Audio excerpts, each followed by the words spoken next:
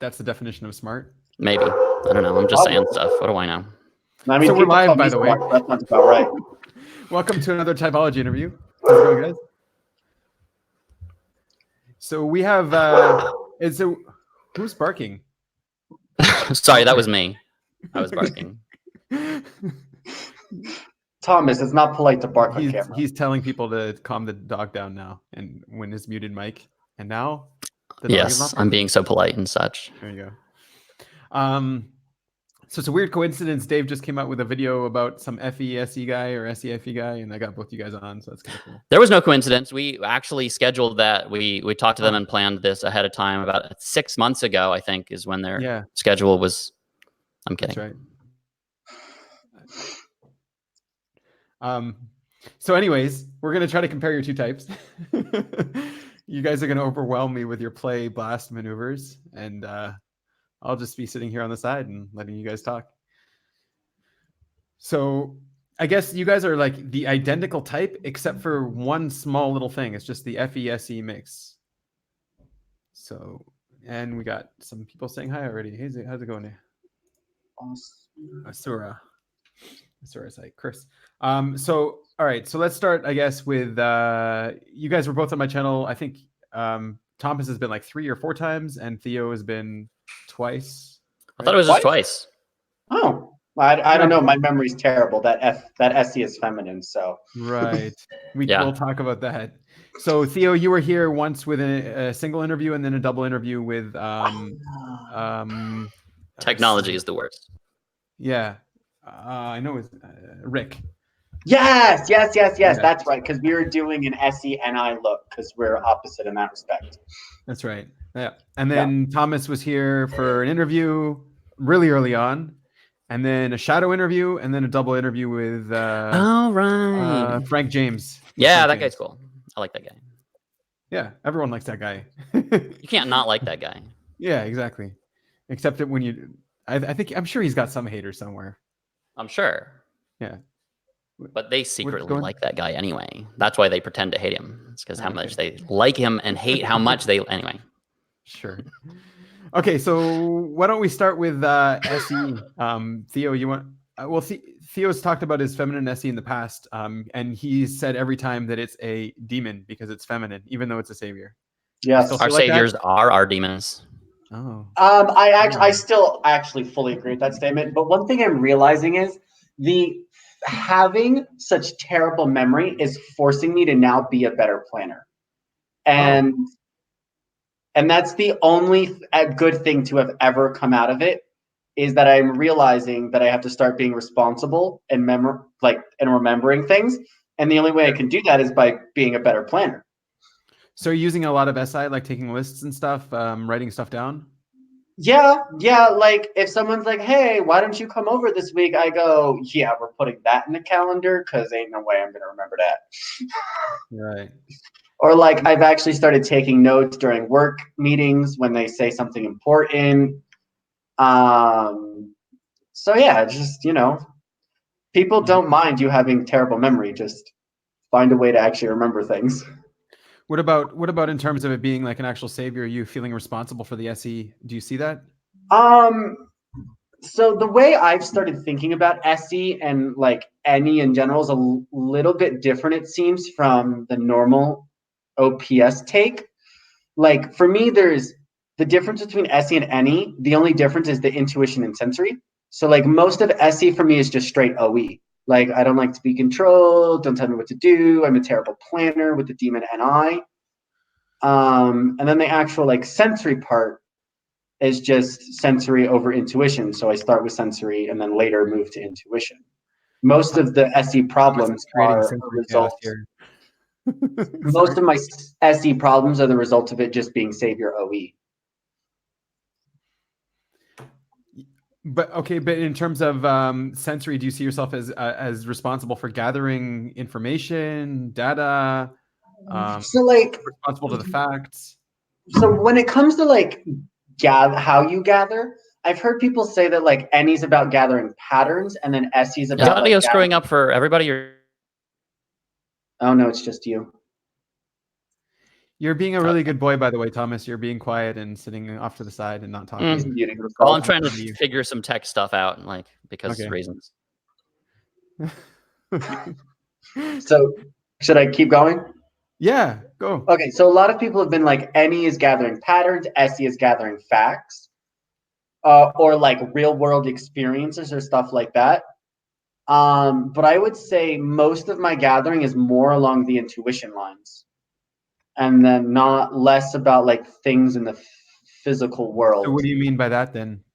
Like reading books, figuring out like how this thing relates to that thing. Like most of my interests are more along the abstract lines, like psychology, business. So there's not a lot of like physical gathering that I can do. Mm-hmm. So I feel like I do more of like an e-gather.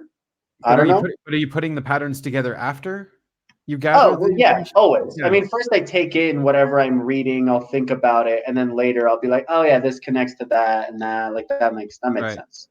Okay. In that way, it's S because I look at a thing and then I do the pattern work. But that's true. That's true everywhere in my life. Like I handle work that way. I handle like conflict resolution. I 100% handle that way.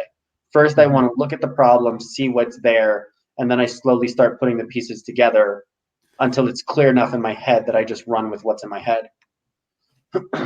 How did you get back up there, Thomas? Because I canceled out. Oh, that's what happened. Well, yeah, so Thomas has to cancel out. That's better then. All right, Thomas, do you relate to any of that? You've been a good boy. Oh yeah, totally. I mean, that's kind of the definition of the SN coin, right? It's like, what do you do first, and what are you trying to do? Like, we're trying to do the N, so we do the S. We do the S naturally, easily, because the point is we're trying to get to the intuition. I'm gesturing over here, but you can't see it. We're trying to get to the. Can you make me wide again? Like I can't gesture. Do that, but you're gonna have to be stuck with the duck again. Okay, so wait, I'm fine with duck. Go back to the wide cancel now, Thomas. You cancel out for a second. On the bottom left, you have like a mini U. If you man, this is just sensory chaos. All right. There you go. Now come back in. He can't hear you. Oh, he can't hear me? There we go. Oh, I don't know what happened. He just. Okay, yeah, yes. There we go. Yes. Awesome. Okay, so now I've given Theo the duck. That does not sound. That sounds like vaguely. I don't want your duck. I'm never having interview. Was on here again. I'm sorry. Anyway, so yeah, we naturally do all the SE in the world because like who cares? It's easy. We'll just get through. Like we'll gather all the details. Who cares? It's easy because we care so much about the concept, building up the concept.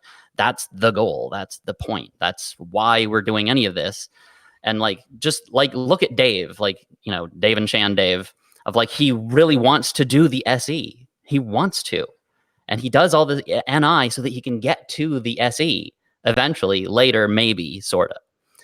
But we're the opposite. We do the SE on easy mode automatically. Oh, man, this is making it worse. It actually looked a lot better before. No, keep that. You're great now.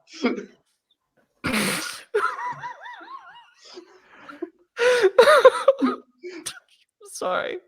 Hi, Lisa. Going to go from an interview to a play like shenanigans.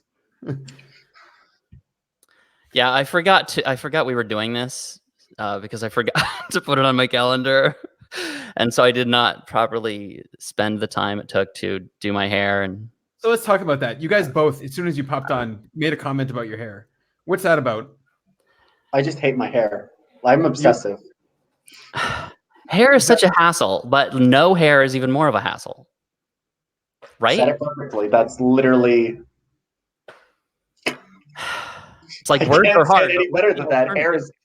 Hair is like, I don't know. You want to look good, but then it just always looks crap. Yes. No matter what you do. I'm good. Oh, I'm forcing myself not to look at my hair at the moment. I can't stand it. Yours is fine. At least you did something. Like I just. So do you feel like you can control what you're looking at? On the side. Anyway. What are we talking about?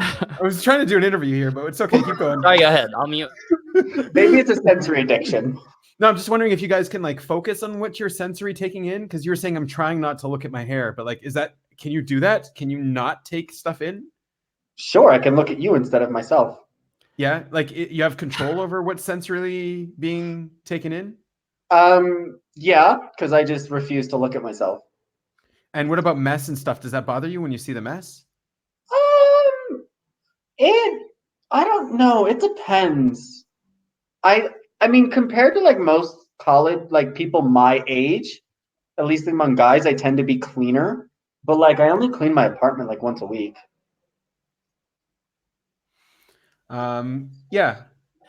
Well, Because for like me, there has to be a point, right? Like, you know, what's the point? Like, it's always on the way to something else. Like, sensory is not an end to itself.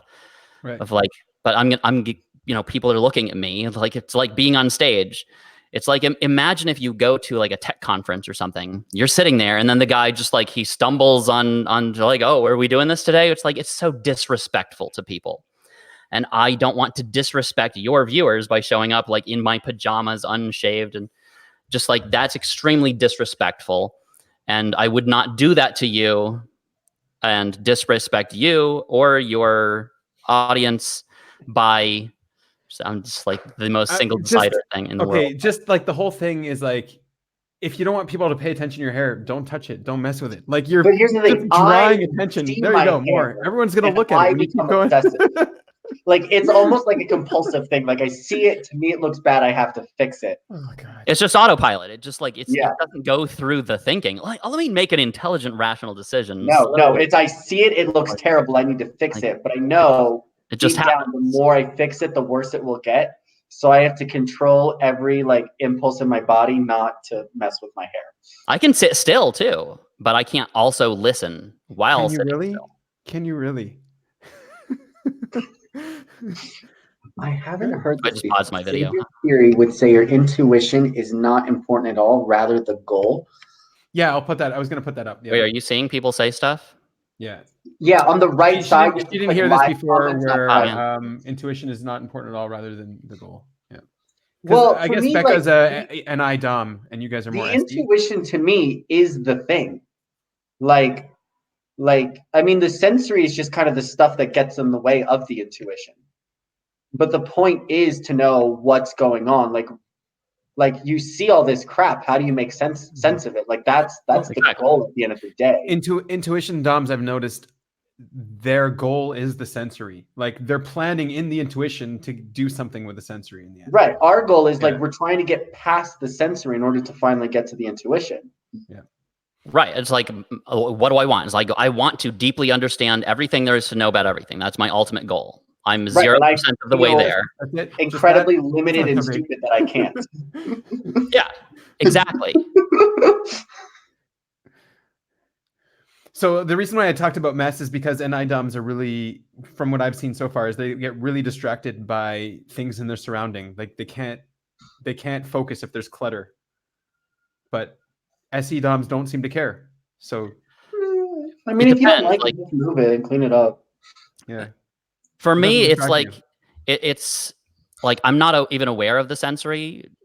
But if there's something in my way that shouldn't be there, I won't even see it, but I'll smash into it. It'll trip me up and it'll stop me from doing what I want. Stopping, sleep last law, is the enemy. Do not stop me. So messes are only a problem if they get in my way. Yeah, I kind of agree with that. Like I kind of do my, like, I'll do laundry, it'll sit on my chair for a week, and then like I won't be able to find a pair of socks, which will really piss me off because then I can't leave the house as quick as I want. Or like, where did I put that pair of glasses? Now I have to spend time looking for them. And so then then I'll finally make a mental note like, oh, it's actually time to clean. Right. So extroverted functions I've noticed are really high entropy. There's lots of energy. Like they require a lot of energy to use. Do you guys feel like you're always just putting your energy into places that aren't useful? Like you're just wasting your energy constantly? I don't think I'm wasting my energy till I look at how other people live their life and then realize I'm wasting energy. Yeah. What about you, Thomas? Well, it's complicated like everything, but yes and no. One, if you use more energy, you'll get more energy because you'll just build up your your energy capacity by it's just like muscling with stuff, lifting weights. You'll eventually up your limits, but so that's the yes part of no. But the no part of yes is that What? what were we talking about? Oh yes, wasting energy. It's like, yes, I do feel like I'm going the long way round when I know there's a shortcut. So a lot of what I've done in life is just like work really hard to find the shortcuts. For me, that's like building TI skills that lets me know, like, if I do this instead of that, I can save 10 steps. So it's all we're infodoms, but we're energy first. So at the end of the day, everything is about don't stop me, bro. Mm-hmm. Did you get that, Theo? Did that make Yeah. sense to you? Yeah. Yeah, that makes sense. Cool. That's good. No, okay. So the reason I asked is I was investigating FE a little bit, and I was noticing that FE isn't looking for outcomes. It's not looking for direct feedback right away. It's not looking to see that it's actually making an impact or an effect right away. It's putting its energy everywhere and everyone equally, and then just good things start coming out of it. It's like the introverted functions seem to be more like laser focused and putting their energy in a specific location so that they would get something out of it. And then the extroverted ones are like putting their energy everywhere and stuff comes out because you're putting it into so many baskets. One of them will be the right one. Well, I think my attention's laser focused. I just have 10 baskets. Yeah, I mean, I that doesn't sound true. I mean, it could Okay. be of like, I mean, definitely there's the, the E versus I is like broad versus deep. It's like there's the same amount of energy devoted to, broadening your horizons, whether it's, SE or FE or TE or, whatever E, versus digging deeper with some kind of introverted thing. Like with TI digs 50 levels deep versus TE goes, 51 levels deep. Right. And I would say most of my energy is probably put into 4 or 5 areas in my life. Like most of the energy goes into 4 or 5 specific places. It's just that FE seems like a really tiring function. Like most people don't get FE. Most people don't get how much energy you're spending constantly with the FE. So I was wondering if you guys can just talk about that aspect of it. yeah, for it's so think about TE. TE needs to see how everything works according to everybody's point of view, how it makes sense to everybody, and making sure that they understand everybody's point of view, understand how everything works according to everybody's perspective, the lowest common denominator, understanding and understanding things and how they work on a spectrum relative to everything else. Now just replace all those words with values. So we are obligated to care about what people care about, what matters to people in general across the board. In our tribe, other people's tribes, like what is the normal thing that people care about? What matters to people? What should matter to people in my group? My people think that this is good and this is bad. Doing this in this situation is bad because of, insert reasons here. Mm-hmm. And we just naturally absorb all of the nuance of that across the spectrum. Okay, well, Sally, thinks that this is bad, and therefore, because she thinks that this is bad, then Jim thinks that Sally's bad because Jim grew up in a tribe that value. It's just like it's all of that, of just like turn it sideways instead of. You said a few things there that I'd like to unpack. One of them is about like should, like looking at what people should like or what they should do. And then the other one is grouping. And I'd like to talk a little bit about grouping and what groups are. How do you identify groups and how people are associated with groups? Well, Okay. I mean, groups are just common interests, usually with a label. Like group might be a skateboard. OPS is a group, right? Like, if you're an OPS, you're not going to go talking about Myers-Briggs extensively because then you're going to go be pissing people off for promoting Myers-Briggs. But are you tracking that? Like, is that something that's important for you to track, or are you just aware of it, or? It's kind of just instinctual. Like, I just know in this group, don't talk about X subjects because no one here wants to hear about it. Like it's And not. are you selective of what kind of groups you want to be a part of, what groups you stay away from? Or do you? Yeah, yeah, like you're like my personality. There are certain types of people I'm just not going to jive with as well, so I don't. Or like, are you worried about? Well, I guess you're not really worried about people, but maybe Thomas, are you worried about being associated with certain groups, like being seen with other people, stuff like that? Yes, definitely.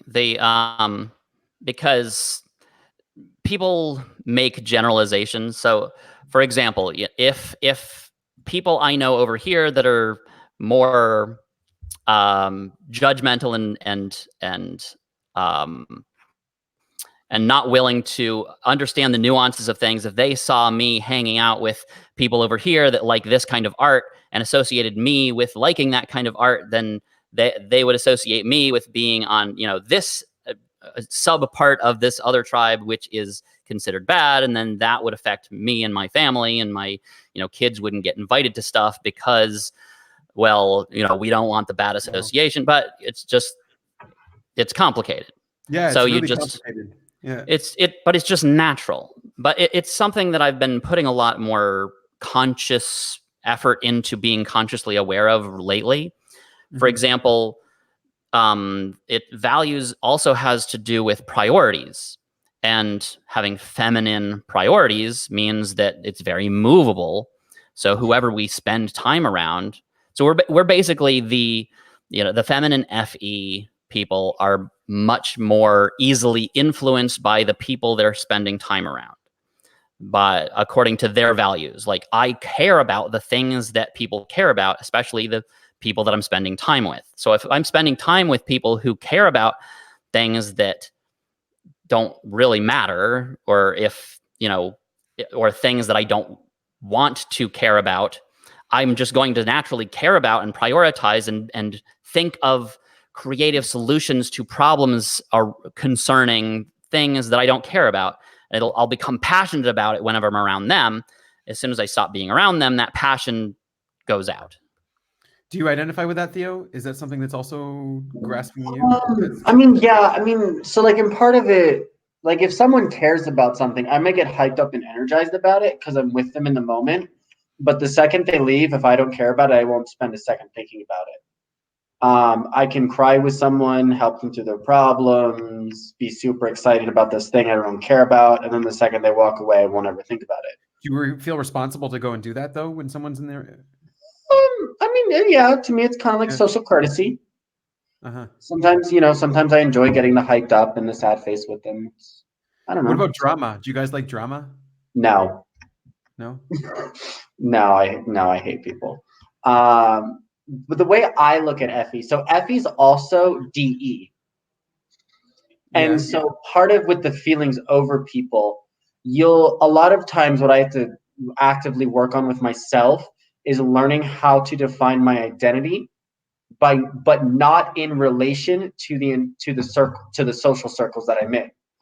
So like someone, like you're an X social group and they have a certain value.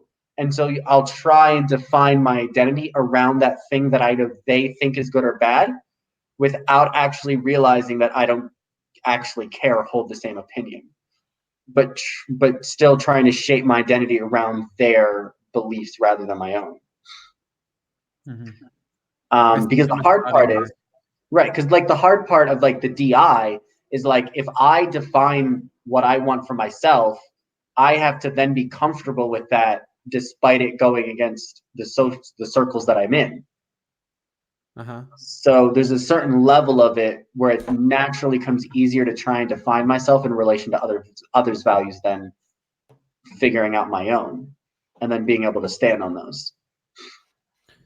Thomas, do you see yourself differently? Can you maybe clarify for his perspective and if yours is a little different than that?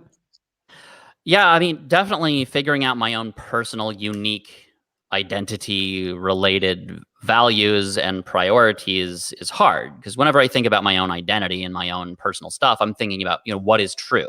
That's what motivates me, is a search for the truth, a search for, building my own personal skills, or just digging down deep into how stuff works. And when I think about priorities, I think about other people. I think about, what do people care about, what matters to people, and what I can do about that, how I can apply my skills to what they care about. But having my own values, my own priorities that are unique and different, it's like that doesn't make as much sense.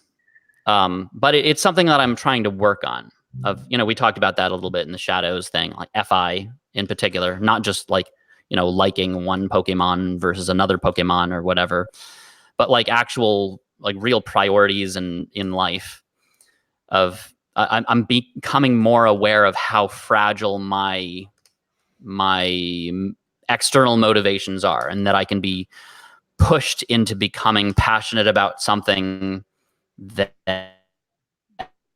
I don't want to care. Is he breaking up for you too, Theo? Yeah. Yeah, okay. So that's Thomas sitting still. Right there. Oh, yeah, you're back. I think there was a glitch. Yeah, a Yeah, little bit. Camera's a little fuzzy, but you're there. Okay, so but it does sound like you're putting a lot of energy into caring about other people, into worrying about what they want, what they like, and I'm just wondering, are other people just taking that for granted that you do that? Like, do you feel like do you feel like maybe you're making a big impact on your surroundings and nobody really appreciates that or knows that? I didn't catch that question. It kind of cut out. Can you repeat the question? Well, yeah. Do you feel like the energy you're putting out is not getting appreciated? Do you feel like people aren't really seeing how you actually affect things around you, whereas you're always focused on that? Yes. Yeah. Can you? I mean, Thank you no. for your wonderful blast. That was a great blast, Thomas. Good job. I'm a no to that one. No? No, I mean, for one, just because I'm putting energy out there doesn't mean I expect that energy to actually be useful for anyone. Right. And two, just so like I try and figure out like what people like or don't like, but a lot of the times I only consciously try and do that if I have a reason for it.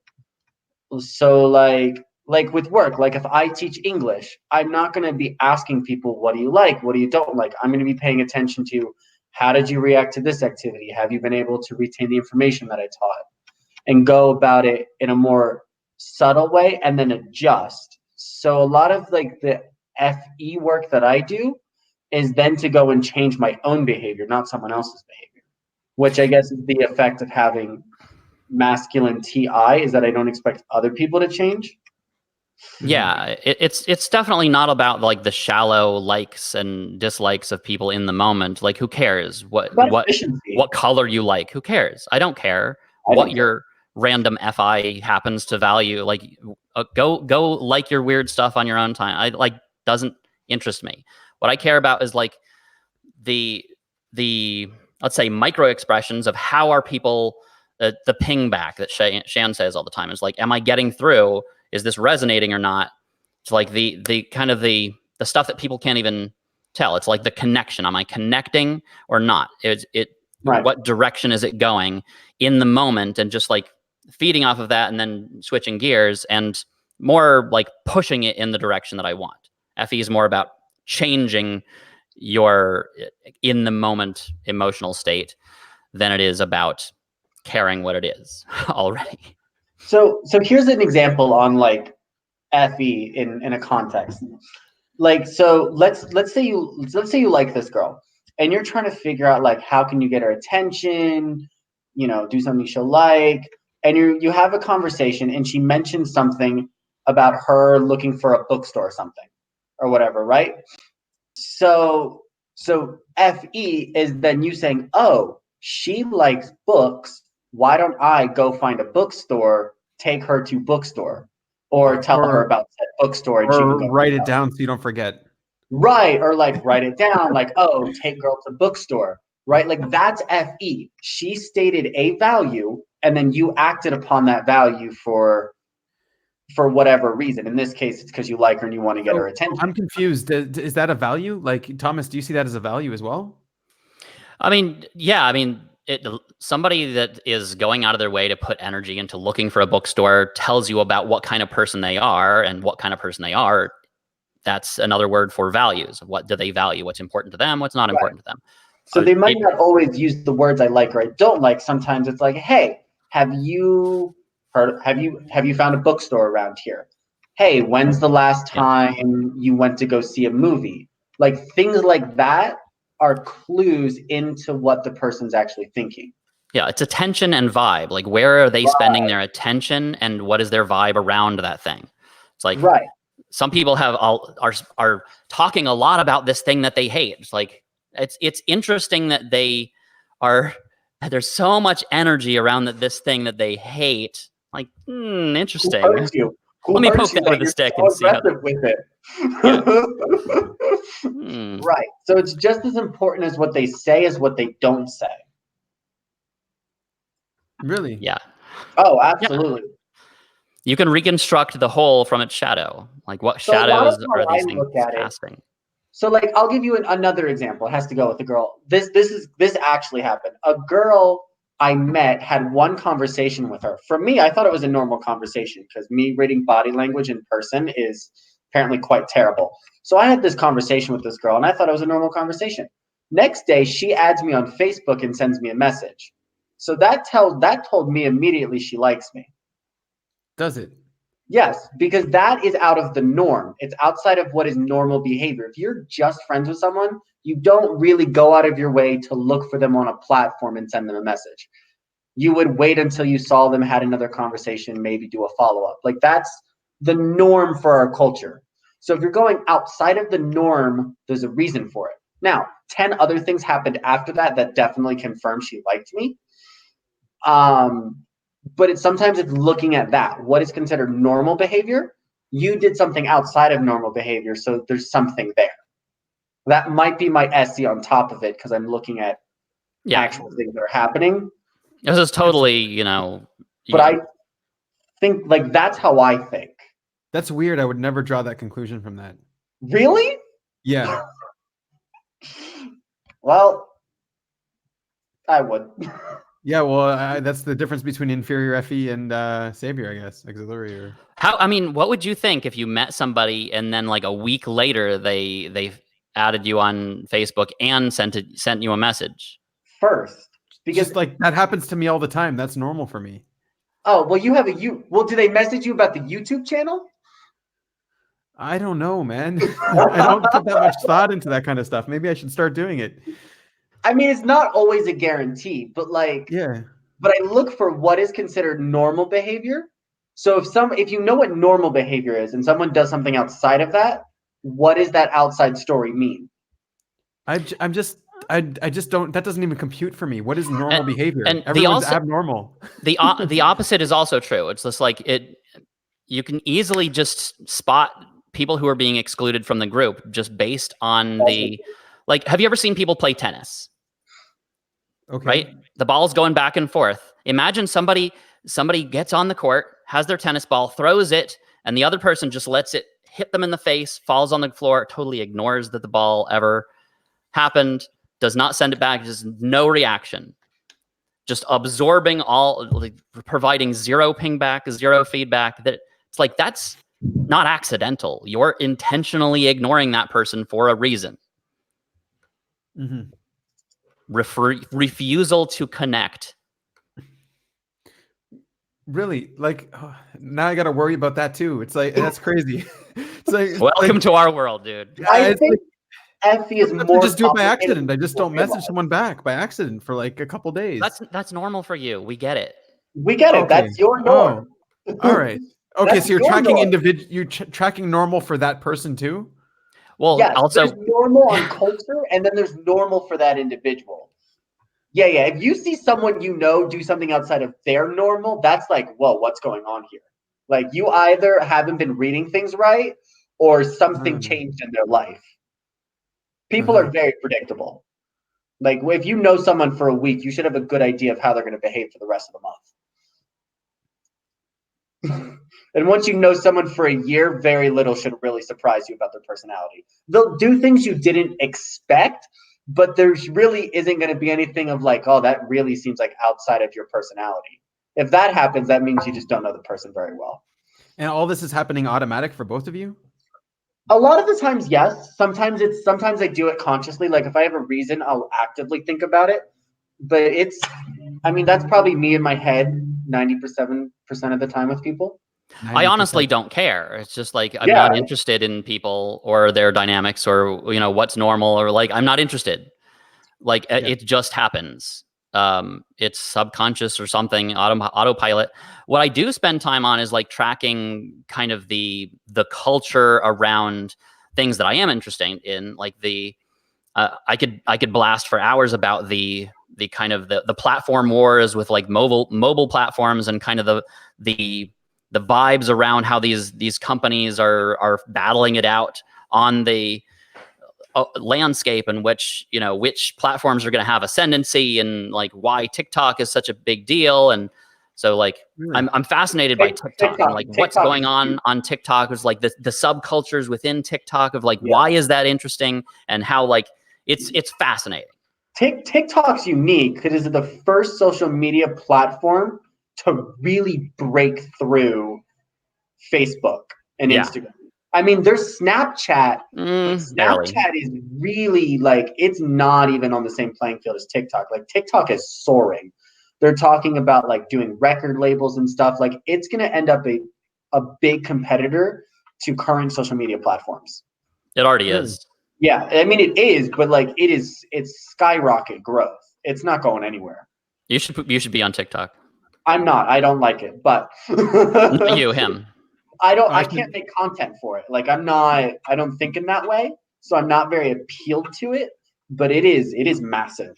It's a lot of work and I'm busy, so like I prefer Instagram's layout. But I just haven't gotten into Instagram.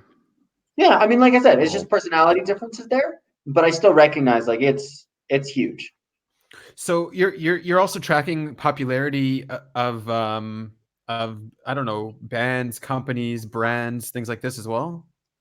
All spectrums of popularity across, as big as you can get, as the large waves, the tidal waves, the tiny ripples, everything. I think that has to do with personal preference. Like I like learning about the business world, cultural trends, stuff like that. But like if you ask about artists, I don't follow celebrities at all. So I can't tell you a thing about the top 10 artists, popularity. But what you are following, what you do, or what your friends are following, maybe. I don't care what my friends are following. They know. I have no clue. All of my friends know more about music than I do. I don't. People are like complaining that I didn't see the Super Bowl. Like I really don't care. I didn't know it was the Super Bowl. And then I still felt that nobody invited me. With my friend. Stupid deciders. Super Bowl. So like I think it really does depend on what your personal interests are. And then you'll take the FE and explore that realm with it. So like the TI is sort of grounding you guys in what you, I guess, not even value, but you're interested in. What piques your like interest. it's just where are you pointing your FE? Are you pointing it towards celebrities and makeup and handbags? Are you pointing it towards race cars, business, beaches, tourist trends, what your friends are doing next week? I mean, there's a million different things. I mean, my exact type twin, I forget his name. He has a YouTube channel that's all about like the social media or the YouTuber drama of the week, and the makeup guys and the gals. See that I have no idea. I don't care about who's top on YouTube. Really, I don't either. But he does, I guess. Right. I don't know. So I don't really know. He uses his FE to talk about cultural trends on YouTube. Okay, let's get to a few of the comments here. Chris says that EJs are the ones that hate the clutter, not the NIs. So in the OP type, it's all the NIs that I've noticed. Maybe EJs too. I'll start taking a look at that. I have not seen that pattern. Yeah, I haven't. Becca says TE always respects that every product idea has varying responses depending on the demographic. That sounds exhausting. Sure. And then right after that, she says they could be a person that uses the social media tool for a different reason. Obviously, people use it for personal. They use it Sounds as like you're subtweeting escapism. something that I don't remember us talking about. I mean, people use social media for a million different things. Sometimes it's for business. Sometimes it's to be a model. Sometimes it's because they're 13 and they want to laugh. Some What do you people use a hammer for? It's like, I mean, I right. don't know, a Some million things. people, like I know people, they don't post, but they use, for example, instead of watching TV, they're on TikTok. They'll be on TikTok 3 hours a day, not watching TV. They'll be like, I don't watch TV. I don't go on YouTube. And then you're like, you're in your room on TikTok for 3 hours. Like, I could easily sit and scroll through TikTok 7-8 hours a day, easy, and not even realize how much time had gone by. so there's TV. Yeah. But we don't call it TV. We call it TikTok. Okay.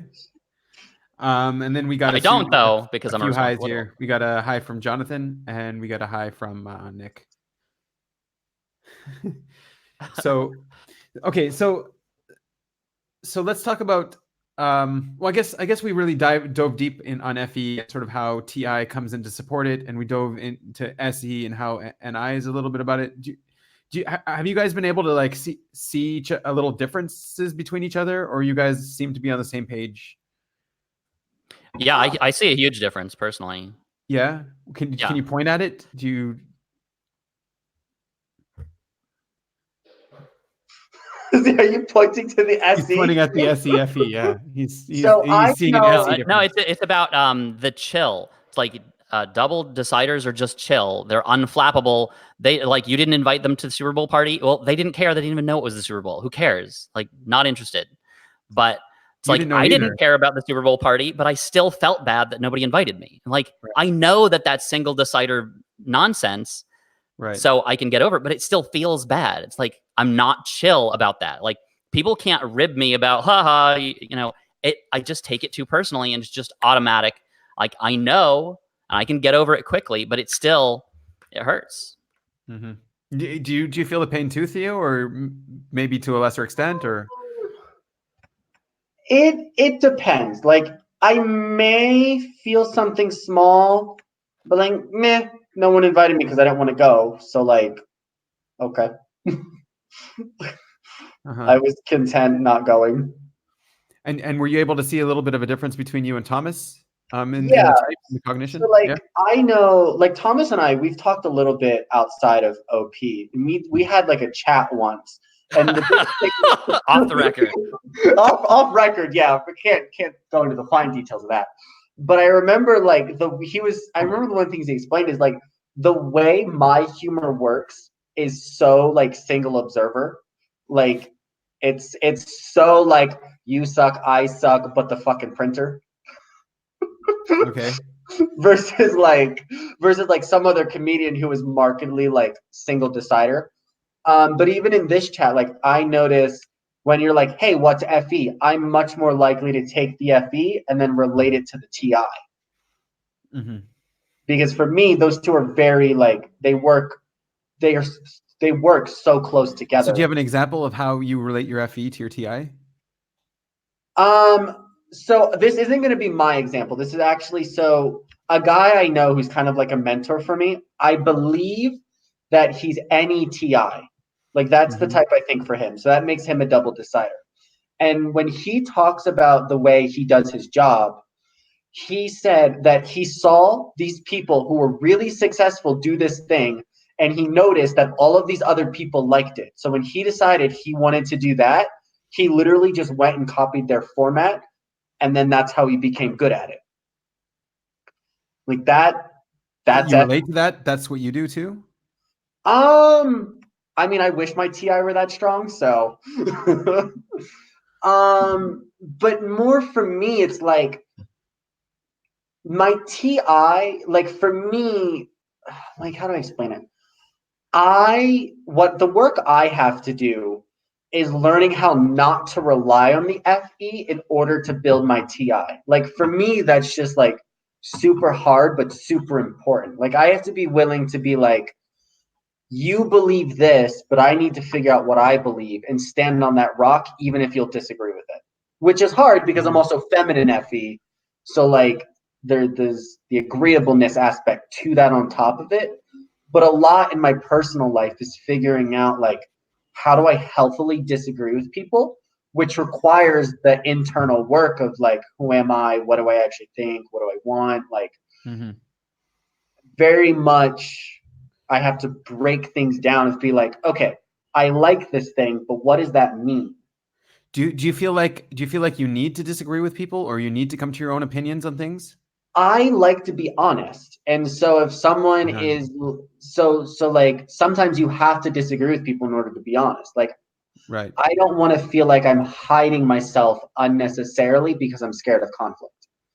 And a conflict might just be, no, I think something different. Like it's not always bad, but it's so easy for me to be like, I know you don't think highly of that, so I'm just going to run in the other direction and deny it. See, that's really interesting. That's something that I've had to learn to do is I think something different, whereas like I would be like, that's wrong. You know what I mean? Right. You have to learn the FE of like, oh, exactly. I have to be nicer to people about this. Yeah, well, yeah. I've discovered. Go ahead. I've discovered that my FE and my TI are kind of like they're kind of equals, but it's very bipolar of either I'm all in on FE and have almost no access to TI at all, or I'm all in on TI and have almost no access to FE at all. That's how I feel with SE and NI. Yeah, that's the major difference. Is like, right. So, and especially with this particular personality type, with the EJ version of it, it becomes extremely unbalanced. Whereas with the EP version of it, it becomes extremely balanced. Right, but my SENI is extremely it's horribly unbalanced. Like the way I kind of look at it, the typology, if you're a decider, you can use FE and you can use TI extremely well. But that line that connects them, I feel like should be a dashed line. It's not even a connection. It's complete. It's yeah. I mean, there's no a connection because you can move between the two, but I feel like it should almost be a dashed line because you can't solidly communicate your OE to your DE to your DI versus like in Thomas's case, his SE and NI constantly ping off each other. There's constant flow between the two. So like, Young said that the purpose of the auxiliary function is to connect between your inferior and your dominant. Like that's why you go into your auxiliary. That was a lot of big words, man. Right. Yes. I wanted to get back though to what you were saying, Theo, and sort of ask Thomas if he can relate the same thing. Are you aware of your own truth? Do you feel like you need to speak the truth? You have to have your own opinion on things. Can you go against the tribe with your own opinion? Can you disagree? Yeah, let's hear from that. Thomas, I'm talking to you. Yeah. Oh, me. Okay. Yes. Everyone knows what we're talking to. So yes, but the problem is I've only started to realize this in the past couple of years, especially as I've started to talk to people of my same exact type. Of the TI is extremely stubborn. Yes, extremely like stubborn. It's a brick wall, and it doesn't fight you. When it comes out, ugly. Yeah, poor Ashley on the Facebook group is like, for some reason, she just like triggers my TI, and I come in and like, no, that's wrong, and this is why, and I'm like, and then she'll like message me really nicely, and like, well, that wasn't really appropriate for this. I'm like, oh, you're right. So I'm sorry. I was like, my TI righteous indignation yet again. I was like, and I'll go and edit it and I'll soften it. It's like, but it's just like if I see something that is not accurate, I have to fight it, and I fight it very directly, and it's like, and it feels like this burning rage inside me that I have to do it to right somebody's wrong on the internet. Really? So that's where your burning rage goes. Yeah. So me as like an EP, I feel my blood boiling when someone tells me to do something and I think it's unfair. Like someone was like, we're going to have a meeting at 10 and there's no meeting at 10 and I had to cancel what I was doing. Like my blood boils. Or like, oh gosh, yeah, that just makes my blood boil. I have a minor in that, but it's not a major life hassle. No, that's my major. The right or wrong is a minor. Like I can let it go. I'd be like, yeah, you're wrong, but do I really want to like tell you you're wrong? Yeah, not really. It's like, but can I stop myself from telling them that they're wrong? That's right. So like, for me, it's almost like I can't even stop myself. Yeah, the blood boiling rage for me, it has to do with the control and the chaos, not with like the right and the wrong and the people. So Thomas, about that TI, was it always like that you had to come in and fight for when people are wrong, when you see something differently, or is that something that's more recent? It is the biggest problem in my entire career. Like I've been doing software engineering for 20 something years, and like that is my number one problem, is just my TI coming in and just like Being a being bully? a bully. Yeah. And me not having any control over it, and me thinking that it's the right thing to do, and everybody in my life telling me, you're right, that is the right thing to do, and they're out to get you because I subtly manipulated the way that I told them about the situation to cast myself as the good guy and them as the bad guy. And so of course they're going to side with me, but I know deep down that that's wrong, and that they're telling me what I want to hear. And it's like, when I discovered the OP thing, and I really dug down into it, I realized that I was holding all these grudges from before, and I contacted people that had wronged me in the past, and I made amends. Turns out they were trying to defend me, they were trying to help me, and I screwed myself over, and it's a big problem. Typical But I'm working on it. Yeah, I'm trying to process that right now. What about biases when you come into a conflict, or when you want to talk about something? Do you like to put your biases on the table before you discuss, or do you want to keep the biases to yourself and then talk about them afterwards?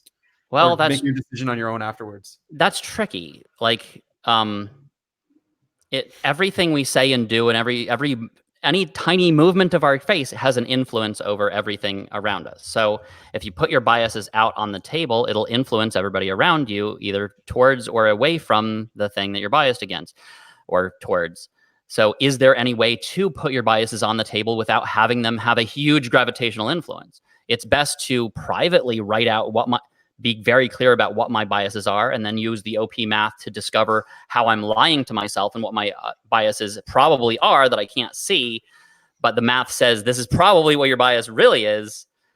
And doing that privately, but nobody will listen to the 10-hour conversation of these are all my biases and this is why. And they're this is the math. Nobody cares. Nobody cares. Nobody cares. Trust me, I've tested. Yeah, nobody cares. Trust me. What about you, Theo? Do you put your biases out on the table before you telling people? Yeah, when you're having a conversation with someone and someone has a problem or something, would you put your biases out before you make a decision, or would you just keep them to yourself and then afterwards make the decision? I just keep them to myself. They don't care. Mm-hmm. So when there's an actual problem, if we disregard the fact that I'm boiling mad, this works, because in the conflicts where I'm boiling mad, I turn into an attack shark, and it's way ruder than it should be. So we're going to ignore those arguments because they happen occasionally. Normally, how I try and approach conflict is I ask lots of questions and I try and talk very little, because I spend probably if it's a long conversation, I'm spending the first 10 to 15 minutes just trying to figure out what's going through your head. Because whatever you're telling me, there's a disconnect between my understanding and your understanding. So all I'm trying to do in my head is piece together where our disconnect is before I really speak. Because when I do speak, I want you to hear what I have to say, and you're only going to hear it if it's in your language, not mine. Absolutely. My language makes me look like the bad guy. I'm the dumb one. I'm the one with the problem. So I have to figure out what it is your language and what it is you're after, then communicate from that. See, that sounds to me like a responsibility for the understanding, though, for the intuition. But it's the sensory. I'm sitting, listening, soaking in, and then waiting for I know what's going on here. The intuition first will be I know what's going on here. Let's just go. Mm-hmm. Because that's intuition first. They go, I know. Then they have to go, oh, wait a second. I should probably take in the sensory now. Or they'll say, okay, I already know what's going on here. Let me listen for exactly the words that prove what I already know. Right. I may or might not know somebody that has this exact. Right. Versus my perspective is generally what the heck's going on here? Where are you coming from? And then once I've taken in enough, I go, okay, now let's actually get this ball rolling. Because you got to remember with FE, the goal is to connect. It's a real human connection there. I want to connect about what they care about. SE, FE, what and it's authentic. You care about. A lot of people have a problem with this. They might think it's fake, but it's really authentic. It's really deep down truth in you. for It's me, shallow, it's fake, not- deep For truth. me, it's not about connection. Like it's the logical thing to do. If you're coming to me with a problem, if I'm throwing at you only what I think, you're not listening to me. I have to figure out where you're coming from in order for you to even be able to resolve the problem. Because if it was enough of a problem for you to come to me, you're probably upset by it. So then we have to deal with all of those emotions and all of that before we can work out the solution. And some of it may mean I actually have something I need to own up to. I mean, one thing I've noticed with people in any conflict, we always assume our side is less than the other person's. They did more, they're more wrong, it's their fault, and what I have is very little to be responsible for. Generally, I've seen that hold true with almost everybody. So what I'm learning is that even if I think 5% of this problem is my fault, I have to own up to all 5%, then listen, own up more to my 5%, then I can start addressing their 95%. Mm-hmm. Okay, we're running low on time, but I'll let Thomas just make a little comment, and then after that, I wanted to mention about how you're saying if people are coming to you, and I wanted to know, do you ever go to people, and how does that work? And then I'll address some of the audience comments. Okay, we can go with that. Yeah. So definitely with the questions, like knowing OP especially it gives you a good framework for asking intelligent questions and understanding what people are saying, and because people are saying a lot more than they think they're saying, and they don't really understand themselves. Nobody does. Mm-hmm. And if you can really understand not only somebody's deeper truth of where they're actually coming from, but also their subjective truth of where they think they're coming from, and be able to connect to the deeper one through the shallower one. So like using their words, but there's a lot to be said about the shallow fake and deep true thing of like we can shallowly manipulate our own facial features and our emotions and everything to on the surface level, but the deeper truth is that we're doing that in order to connect more deeply. It's not that we have fake feelings or whatever the trope is. I forget what you asked. I wanted to ask Theo. No, you made good points, and that's Blaster. You got to the point, so that's cool. But I wanted to ask, Theo was talking all the time about people coming to him. When do you go to other people? Yeah, so there's two ways to go to people with a problem. Some people you don't go to with problems because they're just not going to listen, and that's not worth your time, and you're just going to get angry. Don't go to those people. Then there are other people who can actually take what you need to say and listen to it. So some of it has to depending on the type of relationship. Like if it's friendship, you should be able to go to your friends. If it's your boss, you might just have to suck it up and live with it. It depends. But if I need to go to someone, I'm going to say, hey, there's this thing, and this is how I'm understanding and receiving this action. And to me, this is the problem. Like, what do you think about it? And then I'm going to shut up and just let them say their piece. Because maybe they'll go instantly, oh, yeah, you're right. Like, should have realized. Or they're going to be like, whoa, where's this coming from? Like, I didn't think this, like, to me, this hasn't been an issue at all. And so it's kind of just playing of like, I put it on the table and then I see what they do with it. And then I respond from there. Mm-hmm. Yeah, Thomas, that's a do you good have summary. something to say? Do you have something to say about that, or you're just agreeing? Yeah, totally. I mean, you're not just having a logical conversation with the words coming out of people's mouths. You're having a conversation with their entire with their nonverbal communication. Also, you want to see how they say. Mm-hmm. Right. Awesome. Okay, so let's just get here. Becca makes a point. It also depends on what the message was when someone was messaging you. I mean, yeah, that's true. I mean, hello with a smiley face isn't like anything spectacular, but I knew at the very least she thought I was cute, because if she didn't, she wouldn't have sent a message. I never assume that people are interested in me. For literally 1 hour, and she knew I was going to see her the next day. So like, she could have easily just waited. Because I get it. I mean, there's like the whole like suggested friends. You just click add, sure, but then you wouldn't have sent a message. And then you also wouldn't have said how handsome I am and all the other 10 things you said that make it super obvious that you like me. But So Nick wants to know if I relate to the being bipolar on my deciders, and definitely when I'm having a swing, it's bipolar. It's either all in on one, all in on the other, and I think that's evened out over time. But like, it feels when I was younger, it felt like being completely blind to my FE, just not even knowing that there was such a thing. And then now it's being aware of it and consciously trying to balance it and stuff. And Ellen says you're cute, and no one's doubting that. But who though? Cool.